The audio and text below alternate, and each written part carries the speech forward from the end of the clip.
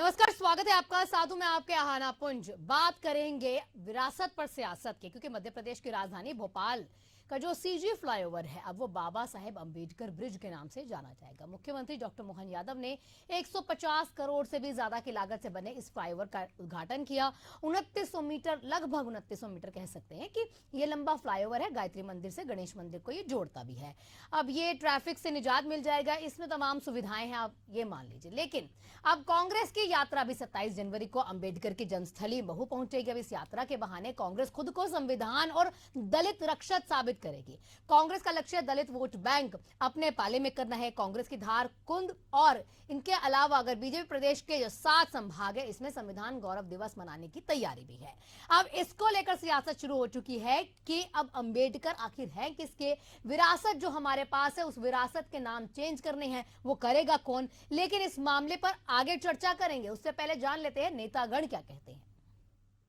कि अंबेडकर जी को लेके हमारी सबकी श्रद्धा अत्यंत है, इसलिए इस ब्रिज का नामकरण भी डॉक्टर भीमराव अंबेडकर करने की घोषणा करते हैं। देखिए, सबसे पहली बात है कि अंबेडकर जी के नाम पर जो सियासत भाजपा करना चाहती है वो ना करे, क्योंकि इनके गृह मंत्री ने भरी संसद में बाबा साहब भीमराव अंबेडकर जी का अपमान किया है। सबसे पहले तो माफी मांगे अमित शाह जी। इनके सारे नेताओं को बोलना चाहिए कि जाकर कि अमित शाह जी माफी मांगे, क्योंकि अंबेडकर जी का अपमान ये देश नहीं सहेगा। उसके बाद सारी राजनीति करें। आप कुछ भी कर लें, आपको देश माफ नहीं करेगा अमित शाह जी। हम तो अमित शाह से बाबा साहब की बात करते आए। 1941 में वीर सावरकर जी ने बंबई में बाबा साहब अम्बेडकर की 50वीं जन्म जयंती आयोजित करी। 1991 में राष्ट्रीय स्वयंसेवक संघ ने बाबा साहब अम्बेडकर की 100वीं जन्म शताब्दी आयोजित करी। पूज्य अटल बिहारी वाजपेयी जी, श्रद्धेय रज्जू भैया जी सत्संग चालक उस तत्कालीन उस कार्यक्रम में मौजूद थे। कब बात नहीं करी। हम तो कांग्रेस से पूछना चाहते हैं कि जिन्होंने बाबा साहब का जीते जी विरोध किया, 52 के चुनाव में, 54 के चुनाव में, नेहरू जी, इंदिरा जी जीते जी भारत रत्न बाबा साहब की याद नहीं आई। बाबा साहब के संविधान को इंदिरा गांधी ने तोड़ मरोड़ दिया, नेहरू जी ने सैकड़ों संशोधन किए, राजीव गांधी जी ने तुष्टिकरण के लिए उसमें कुछ अलग किया, राहुल गांधी संविधान के अध्यादेश को फाड़ कर फेंकते हैं। ये लोग किस मुंह से बाबा साहब की बात करेंगे, जिन्होंने बरसों बरस बाबा साहब के विचारों का और बाबा साहब के अनुयायियों का शोषण किया, वो किस मुंह से बाबा साहब की बात करते हैं। चर्चा को आगे बढ़ाने के लिए हमारे साथ वंदना त्रिपाठी बीजेपी प्रवक्ता हैं, जुड़ चुकी हैं। फिरोज सिद्दीकी कांग्रेस प्रवक्ता हैं, वो भी हमारे साथ जुड़ चुके हैं। और सबसे पहला सवाल मेरा कांग्रेस से रहेगा।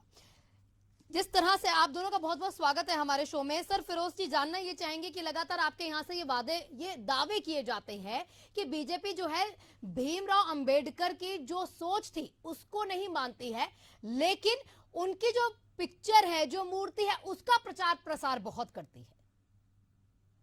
देखिए, ऐसा है कि भारतीय जनता पार्टी जो है वो सावरकर की सोच पे बनी हुई पार्टी है। और ये सावरकर जो हिंदू राष्ट्र है, उस हिंदू राष्ट्र के हिमायती थे। जब देश का संविधान बना तो 1950 में जो भारतीय जनता पार्टी का मातृत्व संगठन है उसने बाबा साहब अंबेडकर के पुतले जलाए। बाबा साहब अंबेडकर हिंदू कोड बिल के माध्यम से महिलाओं को जो है संपत्ति में हिंदू महिलाओं को अधिकार देना चाहते थे। बाबा साहब अंबेडकर संविधान में के माध्यम से जो बहु विवाह था, बहु विवाह कानून को जो है वो खत्म करना चाहते थे, और भी वगैरह वगैरह कई सारे वो अधिकार देना चाहते थे। लेकिन उसका पुरजोर विरोध संघ ने, जनसंघ ने और सावरकर ने किया, और बाबा साहब अंबेडकर के संविधान को कभी नहीं माना। मैं तो स्पष्ट कहता हूं कि बाबा साहब अंबेडकर का अगर इतना ही सम्मान भारतीय जनता पार्टी करती है तो पहले अमित शाह जी माफी मांगे, और जब अमित शाह जी माफी मांग लेंगे उसके बाद भारतीय जनता पार्टी जो है वो ये बताए स्पष्ट कि क्या वो सावरकर के हिंदू राष्ट्र के साथ है या बाबा साहब अंबेडकर के संविधान के साथ है। ये दोहरी बातें नहीं चलेगी। 6 दिसंबर को बाबा साहब अंबेडकर की जिस दिन पुण्यतिथि होती है उस दिन भारतीय जनता पार्टी ने बाबरी मस्जिद जो है उसको शहीद किया, और भारतीय जनता पार्टी के लोगों ने जबकि हलफनामा दिया था सुप्रीम कोर्ट में कि हम अपने संवैधानिक अधिकारों का पूर्णतः प्रयोग करेंगे, और इनके खुद ही नेता जो थे और साथ में मुख्यमंत्री कल्याण सिंह तत्कालीन, ये सभी आरोपी बन गए। और हम तो स्पष्ट कहते हैं कि वंदना जी कहें कि आज हम सावरकर का हिंदू राष्ट्र नहीं मानेंगे, हम उसकी जितनी भी कल्पना है उसको त्यागते हैं, और ये तह से दिल से याद करते हैं कि हम दिल से ये कहते हैं, मन से ये कहते हैं कि भारतीय जनता पार्टी जो है बाबा साहब अम्बेडकर के बनाए संविधान के अनुरूप ही चलेगी। लेकिन भारतीय जनता पार्टी तो 400 पार की बात करती है और बस 400 पार की बात करके कहती है कि हमको संविधान बदलना है। उसके बहुत सारे नेताओं के ये बयान आए। अब आज सीजी फ्लाईओवर की जहां तक बात की है, तो आज भारतीय जनता पार्टी को ये कांग्रेस ने जो मुहिम बनाई है संविधान और बाबा साहब अम्बेडकर को लेके, तो आज उसका नामकरण बदल के भारतीय जनता पार्टी ने ना बाबा साहब अम्बेडकर के नाम पे रखा है, वरना सावरकर के नाम पे तो इन्होंने तो आप बाकी सोच के बारे में बता रहे हैं। देखा जाए तो अगर 1951 की अगर मैं बात करूं तो वहां पर भी सोच नहीं मिली थी आप लोगों के साथ, नहीं कांग्रेस के साथ। उन्हीं के रवैये से वो परेशान हो गए थे इस मामले को देकर, उन्होंने उस समय पर इस्तीफा भी दे दिया था। तब तो आप लोगों के रवैये से, आप लोगों यानी कांग्रेस की सोच से भी वो नहीं ठीक थे, वो नहीं उनकी सोच मानते थे। आपने मेरे से सवाल किया है जी फिरोज जी, आप बता रहे हैं ना कि हिंदू विरोधी राष्ट्र, हिंदू उसमें राष्ट्र नहीं बनना चाहिए। अम्बेडकर जी चाहते थे, ये बात को हम मानते हैं। अम्बेडकर जी लगातार इस चीज के थे कि अगर कोई हिंदू राष्ट्र बनता है तो उसमें बहुत दिक्कत आएंगी, दलित और अल्पसंख्यकों के खिलाफ ये चीजें जाएंगी। लेकिन अगर आपकी पार्टी में देखें, यानी कांग्रेस में देखें, तो 1951 की बात करें तो उस समय पर अम्बेडकर जी ने इस्तीफा भी दे दिया था पार्टी से। आप लोगों के कांग्रेस की जो सोच है उसके भी वो खिलाफ थे। नहीं, कांग्रेस तो चाहती थी, हिंदू कोड बिल बाद में पारित किया गया 1955 में। तो क्या कह सकते हैं, प्रेशर के कारण किया, लेकिन उस समय सोच तो नहीं मिल रही थी। देखिए, नेहरू जी की एक सोच थी कि वो सर्वसम्मति के साथ चीजों को करना चाहते थे, और जनसंख्या जो विरोध था और उन्होंने जो बाबा साहब अम्बेडकर के ऊपर जो आरोप लगाए उससे नाराज होकर गुस्से में उन्होंने नेहरू जी के मंत्रिमंडल से इस्तीफा दिया था। कभी भी कांग्रेस पार्टी ने बाबा साहब अम्बेडकर के खिलाफ जो है चुनाव नहीं लड़ा। कांग्रेस पार्टी चाहती थी कि बाबा साहब अम्बेडकर जी जो है वो कांग्रेस के ही टिकट पे चुनाव लड़े। जब वो संविधान सभा के सदस्य थे तो वो बांग्लादेश से थे, लेकिन बांग्लादेश जब पाकिस्तान में चला गया तो कांग्रेस पार्टी ने महाराष्ट्र से उनको अपना संविधान सभा में अपना नुमाइंदा बनाकर भेजा। तो भारतीय जनता पार्टी जो है बहुत सारी बातें करना चाहती है लेकिन करती कुछ नहीं है।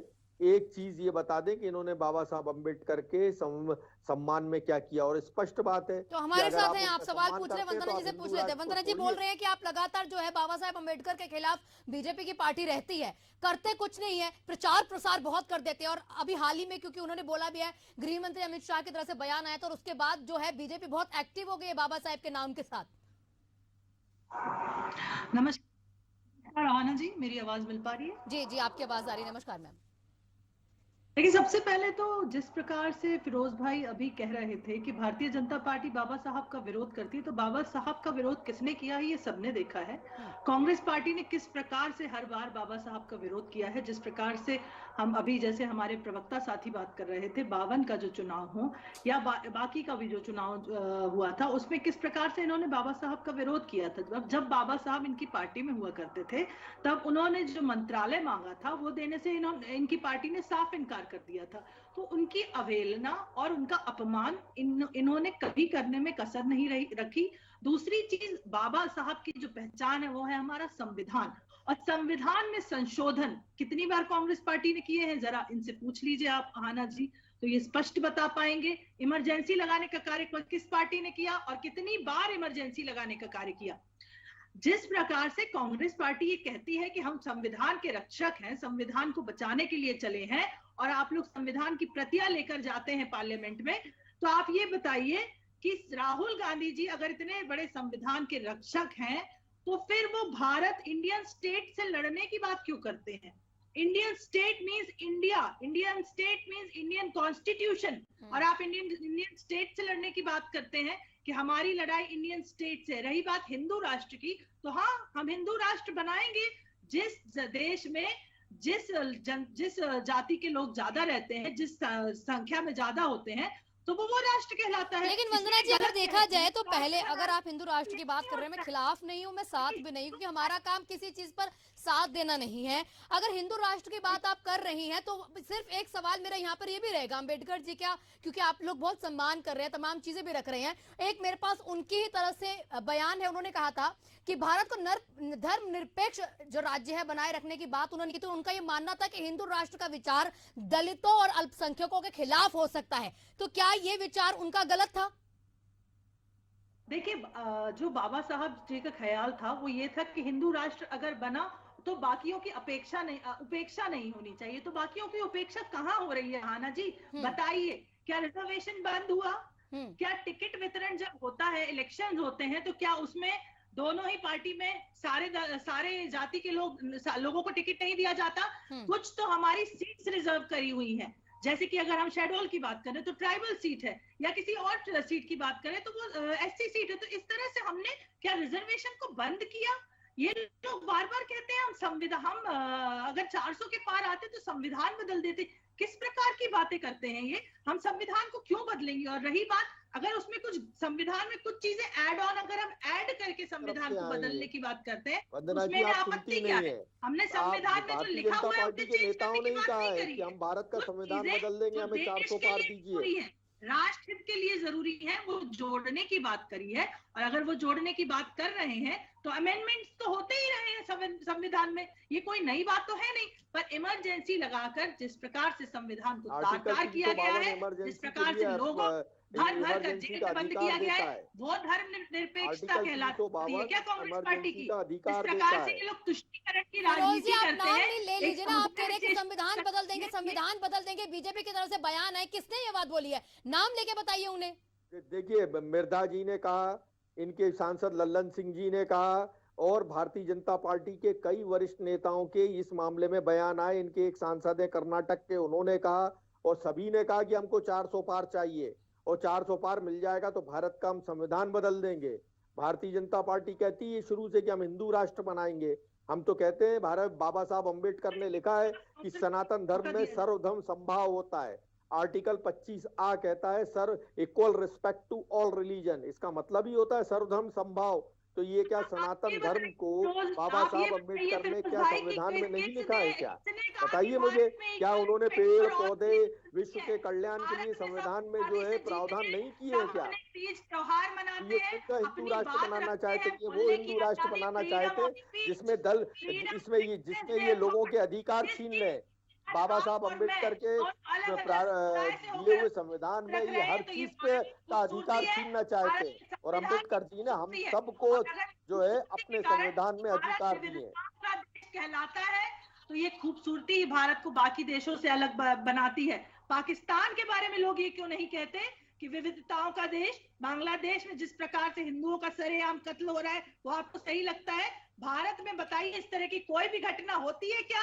कभी आपने देखा कि किसी दल विशेष, किसी समुदाय विशेष के लोगों के सर कलम करके सरेआम उन्हें मारा जाए? ये कोई बात होती है? आप पड़ोसी देशों को जाकर देखिए और उसे भारत से कंपेयर करिए। भारत में आज फिरोज जी आप भी सुरक्षित है, मुसलमान होकर, मैं भी सुरक्षित हूँ हिंदू होकर।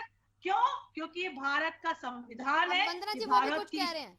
बिल्कुल आप सही बात कर रही हैं, सब लोग यहाँ पर सुरक्षित हैं क्योंकि हमारा राष्ट्र इतना खूबसूरत है। एक बार वो भी कुछ कह रहे हैं, आपने सवाल पूछे उसका जवाब देना चाहते हैं, क्या कह रहे फिरोज जी? जल्दी बताइएगा, क्योंकि हमारे साथ नवीन जी भी जुड़े, वरिष्ठ पत्रकार हैं, उनके पास भी जाऊंगी। ये आपके मुख्यमंत्री हैं योगी आदित्यनाथ, वो खुलेआम कहते हैं मंच से कि ये 80% लोगों की सरकार है, 20% की नहीं है।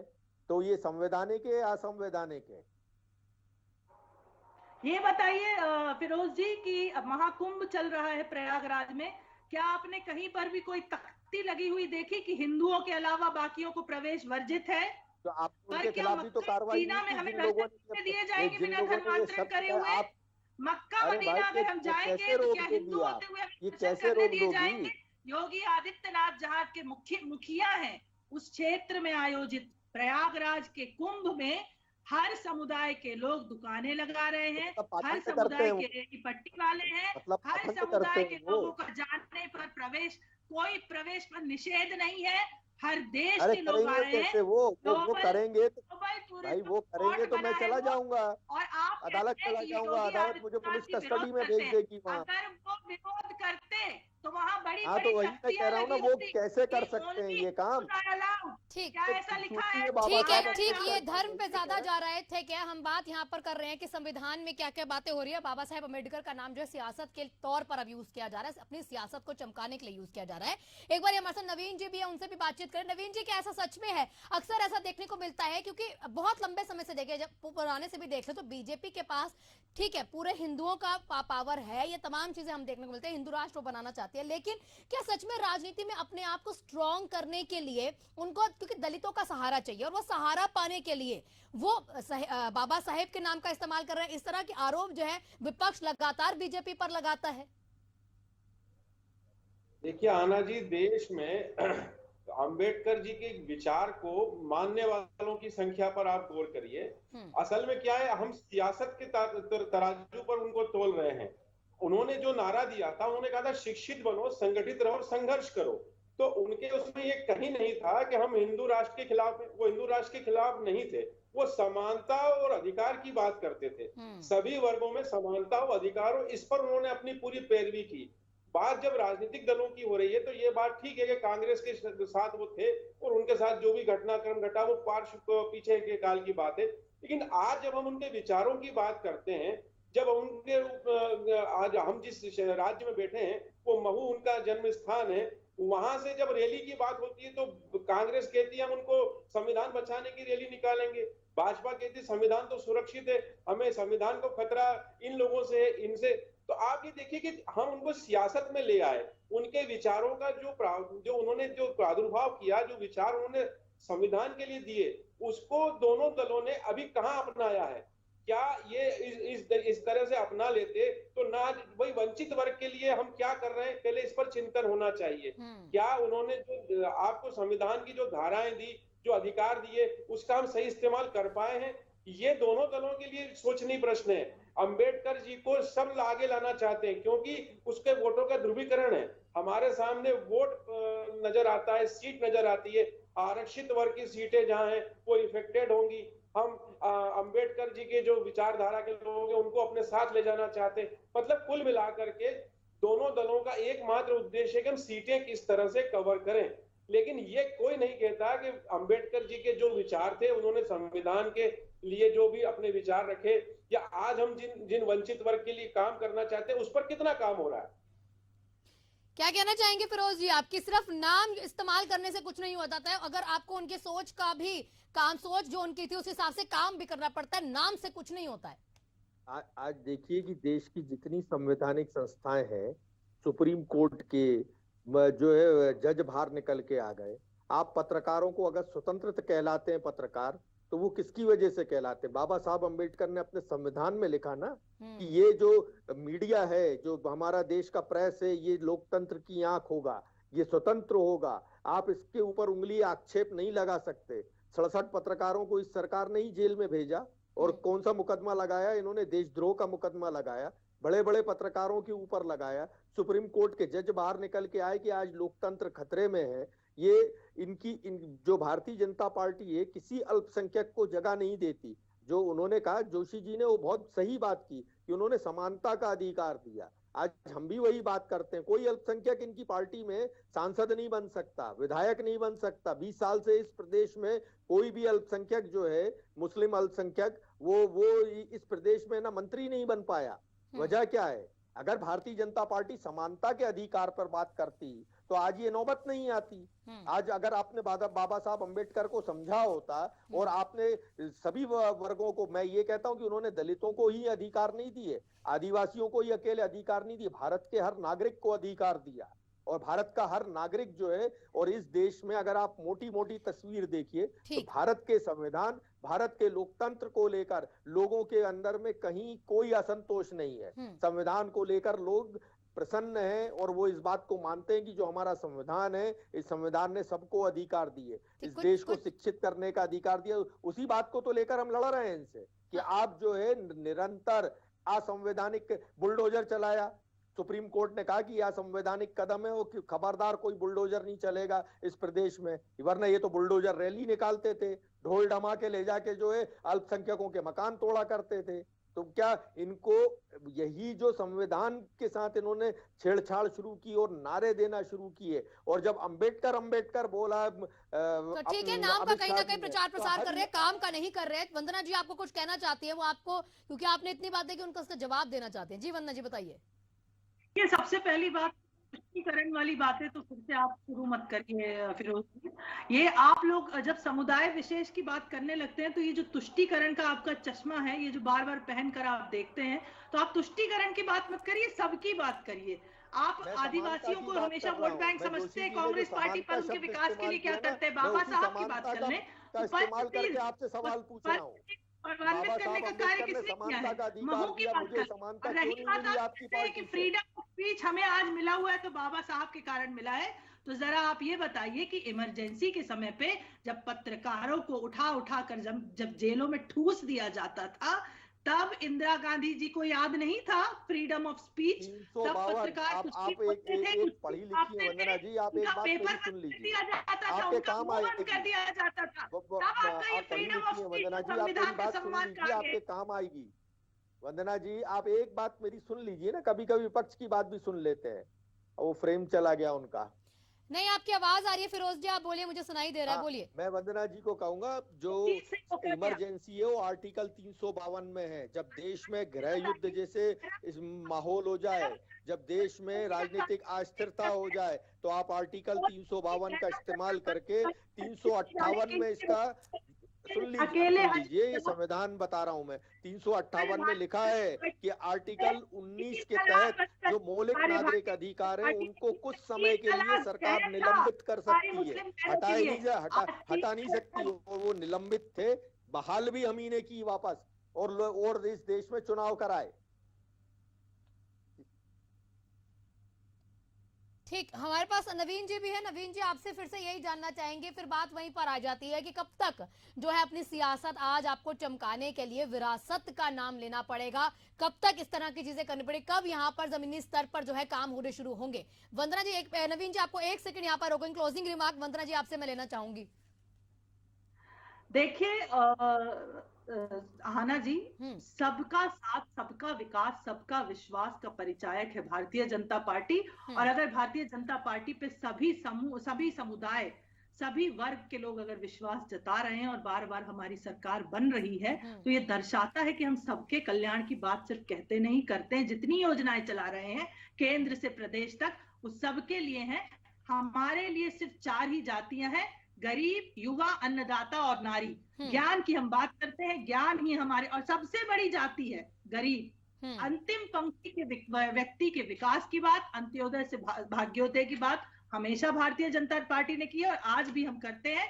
फिर भी वंदना जी, जो भी अगर सियासत में रहता है ना, अपना नाम चमकाने के लिए इस तरह की बातें जो की जाती हैं, चाहे वो अंबेडकर जी का नाम इस मामले पर लाने की जरूरत नहीं थी, चाहे वो कोई भी पार्टी है, मैं सिर्फ आपकी पार्टी को नहीं कह रही हूँ। क्लोजिंग रिमार्क आपसे चाहूंगी नवीन जी, क्योंकि समय बहुत कम है। वंदना जी, नवीन जी आपसे क्लोजिंग रिमार्क चाहूंगी, कब तक ऐसा रहेगा कि सियासत में अगर कोई आता है तो उसे पीछे की बातें करनी जरूरी पड़ेंगी? ये सच में ऐसा है कि एक बयान दे दिया, उसको कवर अप करने के लिए अब लगातार जो इस तरह से प्रचार प्रसार करने लगे हैं? आना जी, देश में सियासत मुद्दों पर होना चाहिए। वंचित वर्ग की यदि बात कर रहे हैं तो अंबेडकर जी का नाम आता है, उन्होंने कोई जाति का नाम नहीं लिया था, उन्होंने कहा था वंचित वर्ग को न्याय मिले, मौलिकता, संवैधानिक अधिकार मिले, इस पर उन्होंने काम किया था। तो दोनों राजनीतिक दलों के लिए चाहिए कि वे उस वर्ग के लिए काम करें जो वंचित है, शोषित है, पीड़ित है। उस वर्ग के यदि प्रति चिंता होगी तो सियासत से कहीं ऊपर होकर के सोचना पड़ेगा। और ये समय इसके लिए नहीं है कि आपने कोई बयान दे दिया संसद में तो पूरे देश को आप परिक्रमा करेंगे, पूरे देश की यात्रा करेंगे, उससे कोई माहौल नहीं बनेगा। केवल ये होगा कि आप एक व्यक्ति के जो विचार है उस विचार को आप लेकर के नहीं चल रहे हैं, बल्कि उसके नाम पर आप सियासत चमकाना चाहते हैं, अपनी पार्टी की सीटें मजबूत करना चाहते हैं, अपने लिए वातावरण बनाना चाहते हैं। मुझे ऐसा लगता है कि ये उनके साथ न्याय नहीं होगा, क्योंकि हम मध्य प्रदेश के हैं, मध्य प्रदेश में उनका जन्म स्थान है, तो उनके प्रति सच्ची आस्था यही होगी कि हम उनके बताए मार्ग पर दोनों दलों को चलें। ये नहीं हो कि केवल उनका नाम लेकर के हम अपना वोट बैंक बढ़ाएं। ठीक, शुक्रिया आप तीनों का हमारे से जुड़ने के लिए, चर्चा को आगे बढ़ाने के लिए। लेकिन बात फिर वहीं आ जाती है कि कब ऐसा होगा कि हम काम को, उनकी सोच को भी अपनाएंगे? क्या सच में सिर्फ प्रचार प्रसार के लिए इन बड़े बड़े जो नाम है उसका अब इस्तेमाल किया जाएगा? क्या यहाँ पर काम की जगह नाम का प्रचार प्रसार करने को ही हम राजनीति कहेंगे? सियासत में ऐसी जरूरतें पड़ जाती हैं, या इस तरह की जो चीजें, जो उनकी सोच है, उसको अपनाकर भी कुछ हम ऐसे वर्गों के लिए कुछ कर पाएंगे? आप सभी का शुक्रिया मेरे साथ जुड़ने के लिए। देखते रहिए एशियन न्यूज।